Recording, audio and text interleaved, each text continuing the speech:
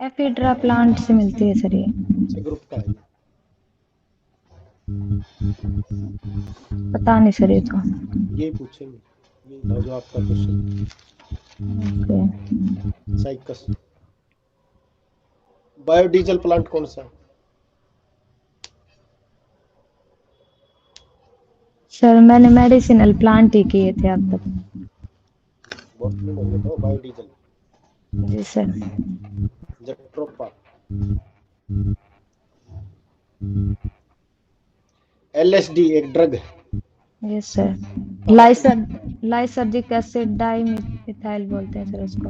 Die इथाइलामाइड। कौन से उससे मिलती है? अरिथ्रोजाइलम कोका से सर। कोका। एरगट फंगस है। भांग के पौधे को क्या कहते हैं अंग्रेजी में? कैनबिस टाइवा। और अफीम? पेपेवर सोमिनिफेरम। Opiate yes sir. है। क्यों पूछ रहा हूँ मैं ये? एडोलिसेंट एज में हमारे जो बॉर्डर लाइन के सर जो ड्रग्स के लिए ज्यादा यूज करते हैं सर इसका इनको। तो आपका क्वेश्चन था कि जी मैं मेडिसिनल प्लांट, ये मेडिसिन है, ड्रग्स है ये। जी ये सर। जैसा ये चिट्टा होता है, चिट्टा क्या होता है? ये ये तो सर आपको ज्यादा पता होगा, मुझे तो नहीं पता। शायद अभी चिट्टा सर, समैक को बोलते हैं, समैक। हाँ एच मैक, ये कि सिंथेटिक ड्रग है। अच्छा अच्छा, सिंथेटिक है ये। ठीक है। जो नेचुरल है वो अलग है। एलुसिनेशंस क्या होता है मैडम? एल्यूसिनेशन सर एक ये मतलब भ्रमित करने वाले ड्रग होता है जिससे मतलब जो कुछ नहीं हो रहा होता ना हमें वो भी ऐसा लगता है कि ये चीज हमारे सामने हो रही है। ठीक है। ब्राउन एयर क्या है? Brown air. पोल्यूशन में हम कहते हैं ब्राउन एयर, एक वर्ड यूज होता है ब्राउन एयर। नहीं पता सर इसका तो। नाइट्रस ऑक्साइड होते हैं ना, ज्यादा अमाउंट में हो जाए तो ब्राउन एयर कहलाता है। एसिड रेन का जो मेन एसिड है वो कौन सा है? सर H2SO4 से सल्फ्यूरिक एसिड। सल्फ्यूरस। सल्फ्यूरिक नहीं, सल्फ्यूरस। स्टोन लेप्रोसी क्या है? क्या सर? Stone leprosy. सर नहीं पता इसका भी। खराब हो रहा है ना, जी सर। वो स्टोन लेप्रोसी की वजह से हो रहा है।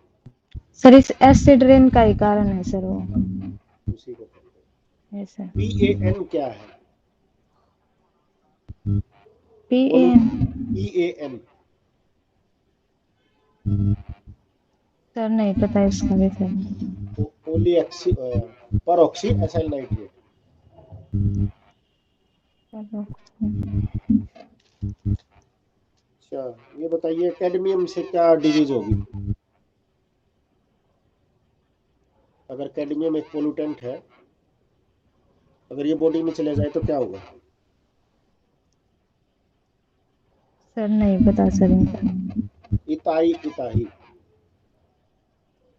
थोड़ा इताई। अपना ये बताइए, सोमेटिक हाइब्रिडाइजेशन बताइए क्या है? सोमेटिक हाइब्रिडाइजेशन जो जो सोमेटिक सेल्स जो मतलब जर्म सेल्स के अलावा जो सेल्स होती है ना उन सेल्स को लेके जब हम हाइब्रिडाइज करेंगे दो सेल्स को आपस में मिलाएंगे उसको बोलते हैं सर सोमेटिक हाइब्रिडाइजेशन। क्या यूज होता है उसमें? सर हाइब्रिड बनाने के लिए यूज करते हैं सर इसको। जोड़ने के लिए, फ्यूज करने के लिए, सोमेटिक सेल को फ्यूज करने के लिए। पता नहीं सर। Polyethylene glycol. इंटरफेरॉन्स किसे कहते हैं?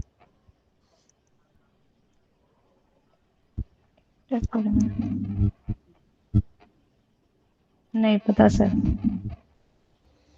Interferon viral infected cell release some protein.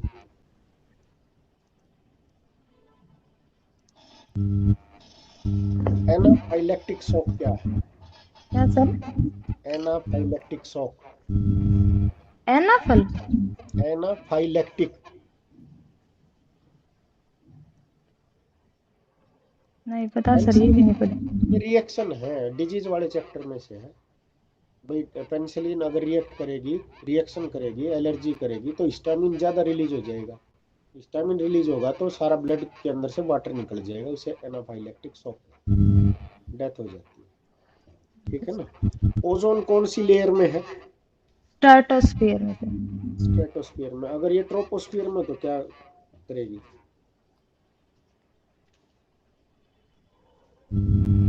Troposphere में सर। हम्म। सर ये एज ए पोल्यूटेंट का भी काम करती है सर। लॉस एंजल जो स्मॉग होती है ना सर, उसका ये सेकंड पोल्यूटेंट भी होता है सर। ठीक है, बिल्कुल। बताइए मुझे, मेटास्टेटिस क्या है? मेटास्टेसिस हम्म।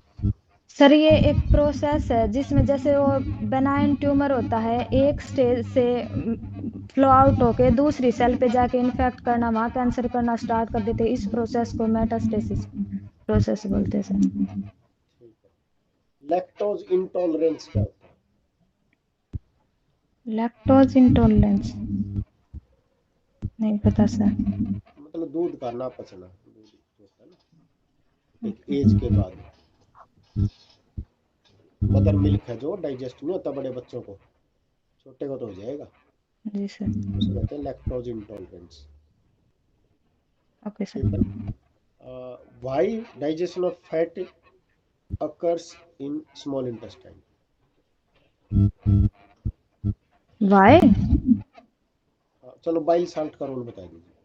Bile salt. Sir bile salt sir fat के डाइजेशन में ये हेल्प करते हैं। फैट को मिसाइल छोटे छोटे पार्टिकल्स में तोड़ के माइक्रो मिसाइल्स फॉर्मेशन करके लिम्फेटिक सिस्टम के थ्रू इसके एब्जॉर्प्शन में हेल्प करते हैं सर।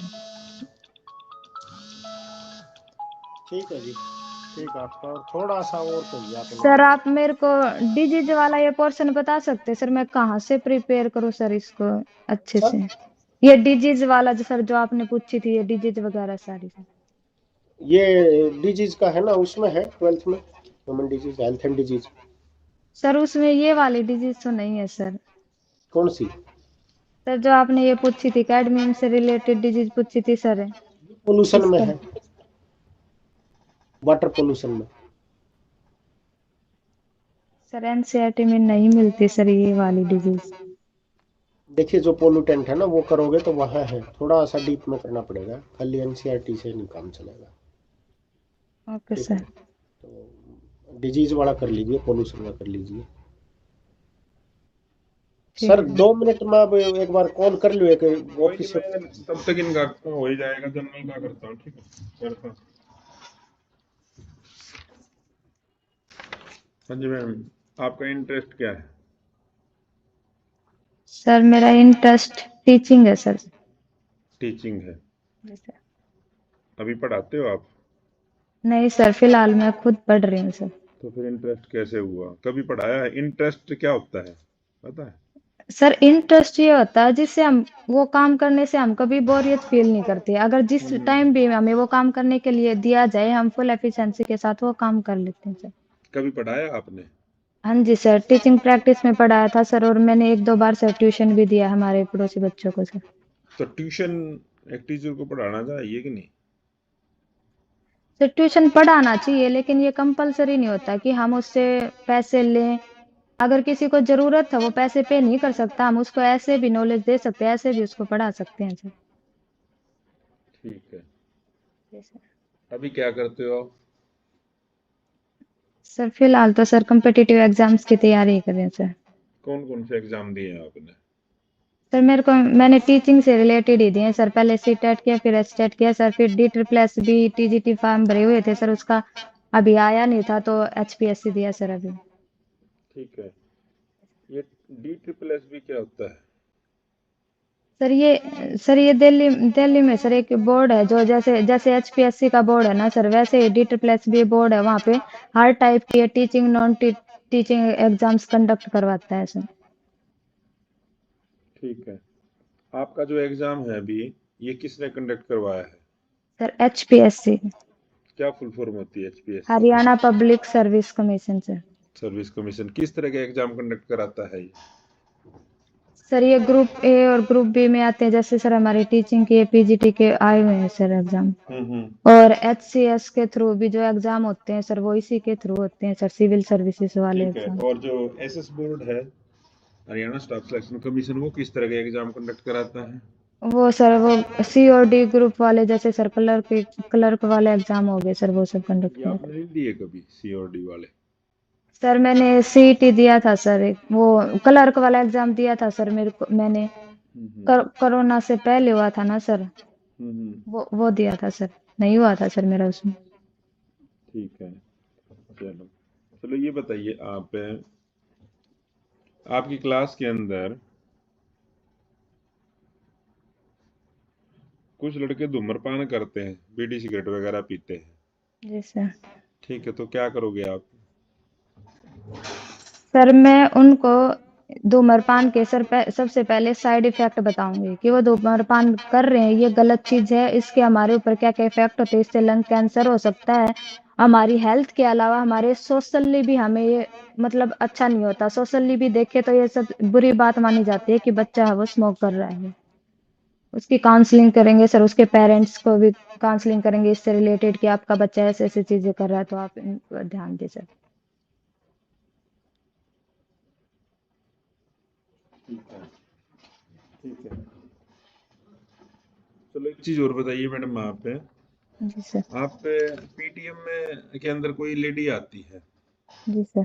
और वो आपसे झगड़ा करने लग जाती है कि आप हमारे बच्चों को डांटते हो, गलत बिहेव करते हो हमारे बच्चे के साथ, इस तरह की वो बातें करती है आपके साथ, जी सर। ठीक है, तो आप क्या करोगे? सर रही बच्चे को डांटने की बात सर, सबसे पहले मैं उनसे पूछूंगी कि मैंने उनको पढ़ाई के लिए डांटा है या किस वजह से डांटा है। अगर मैंने उसको पढ़ाई की वजह से डांटा है या कुछ गलत कर रहा था इस वजह से डांटा है, तो मैं उसको एक्सप्लेन करूंगी कि मैं ये इसके लिए ही कह रही हूँ। अगर आज मैं इसको नहीं डांटूंगी तो कल ये आगे पढ़ेगा नहीं और गलत हरकत करेगा। जो आज ये कर रहा है ये गलत है, इसके फ्यूचर के लिए गलत है। अगर आज मैं इसको नहीं डांटती हूँ तो कल को ये बिगड़ सकता है और गलत रास्ते पे चल सकता है। आप इसके पेरेंट है, मैं टीचर चलो, हूँ आप ये लेकिन मैं बताइए सेकंड पेरेंट। आप, जैसे हमारे देश के अंदर हम देखते हैं कि 35, हरियाणा में भी 35% लड़कियां ही हैं हायर एजुकेशन के लिए जा पाती हैं, जी सर। ठीक है, बात की फिर 12th के बाद स्कूल छोड़ देती हैं। जी तो सर। आप लड़कियों को हायर एजुकेशन पे ले जाने के लिए कि किस तरह से मोटिवेट करोगे पेरेंट्स को कि भाई उनको हायर एजुकेशन दिलानी चाहिए अपने बच्चों को 12th के बाद? सर मैं एजुकेशन के फायदे बताऊंगी सर पेरेंट्स हम्म को, क्योंकि हम्म एजुकेशन पढ़ के बच्चा सबसे पहले खुद इंडिपेंडेंट होता है और हमारे सराउंडिंग में क्या हो रहा है उससे वाकिफ रहता है और इंडिपेंडेंट होता है, किसी पे डिपेंड नहीं होता। और आगे जाके उसको ये नहीं होता कि मैंने आज तक अपनी लाइफ में किया क्या है। आगे जाके लड़की अपने बच्चों को भी पढ़ा सकती हैं और नौकरी करके खुद तो इंडिपेंडेंट होंगी, अपने पेरेंट्स को भी वो इकोनॉमिकली ले सकती हैं। और मैं एग्जाम्पल दूंगी, मेरा भी एग्जाम्पल दूंगी सर, देखो आज मैं टीचर हूँ और मैं ऐसे ऐसे ये जॉब करती हूँ, ऐसे कमाती हूँ, मैं किसी पे डिपेंड नहीं हूँ, तो कल को आपकी बच्ची भी ऐसी होगी तो आपको कितना गर्व या कितना प्राउड फील होगा सर। चलो, एक चीज और बताइए आप, आपने बताया कि उनको इस तरह से मोटिवेट करेंगे या जो भी है, क्या सरकार की कोई योजना है हायर एजुकेशन को लेकर है कि लड़कियों के लिए है कुछ आगे बढ़ाने के लिए? हाँ जी सर। सर सरकार लड़कियों को आगे बढ़ाने के लिए सर बहुत सारी योजनाएं चला रही, पॉलिसीज हैं, जैसे सर बेटी हम्म बचाओ बेटी पढ़ाओ, बेटियों को फ्री एजुकेशन भी दी जाती है सर। और फिर उनको किसी चीज की कोई प्रॉब्लम होती है जैसे बुक्स वगैरह की फैसिलिटी वो भी स्कूल में ही कराती है सर। उनके लिए राइट टू एजुकेशन एक्ट भी आया है सर, कि वो कंपलसरी एजुकेशन होती है कि वहाँ फ्रीली पढ़ सकते हैं सर। अगर रही उनको अगर फूड से रिलेटेड रीजन कोई प्रॉब्लम होती है इसलिए स्कूल नहीं आती, तो उनके लिए मिड डे मील की सुविधा भी है सर वहाँ पे स्कूल में। क्या मिड डे मील कौन सी क्लास तक है mid day meal? Sir starting में ये 5th तक था सर, अभी ये 8th तक हो गया है सर, और इन ठीक है। फ्यूचर ये में भी 12th तक हो सकता है सर। चलो, मिड डे मील कब शुरू किया गया था? सर 1995 में सर। 95 में। इसको आप पॉजिटिव मानते हो या नेगेटिव मानते हो? सर पॉजिटिव है सर ये। किस तरह से? सर जैसे लेबर वर्क के जो बच्चे होते थे वो फूड हम्म की कमी से भी नहीं आते थे, उनको घर में इकोनॉमिक वजह से उनको बाहर काम करना पड़ता था ताकि 2 वक्त की रोटी खा सके सर। इस वजह से वे स्कूल भी नहीं जा पाते थे सर। अगर स्कूल में फूड की फैसिलिटी होगी तो बच्चे को कोई परेशानी नहीं होगी, खाने के लिए उसको अलग से बाहर काम करना होगा। अगर सर बच्चा पेट भर के खाना स्कूल में मिलता रहेगा सर, वो पढ़ाई में भी कंसंट्रेट करेगा, फिर सर उसको वो अच्छे से पढ़ेगा भी सर। और क्या न्यूट्रिय स्कूल के अंदर जो मिड डे मील बनता है उसको टीचर को खाना चाहिए या नहीं खाना चाहिए? टीचर भी खा सकते सर, टीचर को भी खाना चाहिए। टीचर भी तो वहां पे बच्चों, अगर बच्चे पढ़ने आ रहे हैं तो टीचर पढ़ा भी तो रहे हैं सर। कंसंट्रेशन हम्म, तो दोनों की जरूरी है ना सर। नहीं, क्या गवर्नमेंट कहती है कि टीचर को भी खाना है? पता नहीं सर इसका तो। भाई अभी खाना बना, ये नहीं कैसा बना, ये तो चेक तो करना पड़ेगा ना। हम्म। फिर यस सर। ठीक है, जो इंचार्ज होता है ना मिड डे मील इंचार्ज, उसकी जिम्मेदारी उसको चेक करना पड़ता है, और स्कूल हेड भी चेक कर सकता है। ठीक है। जी तो सर। ये चीजें ठीक है सर, इनका अच्छा है। ठीक है। Thank you sir. ठीक है मैम, ठीक है। आपका कब का है? सर 4 दिसंबर को है सर। ठीक है। ठीक है, और कीजिए, आपका सिलेक्शन होगा जरूर। कहाँ से आप? रोहतक से थे ना? जी सर। ठीक है। और एक तो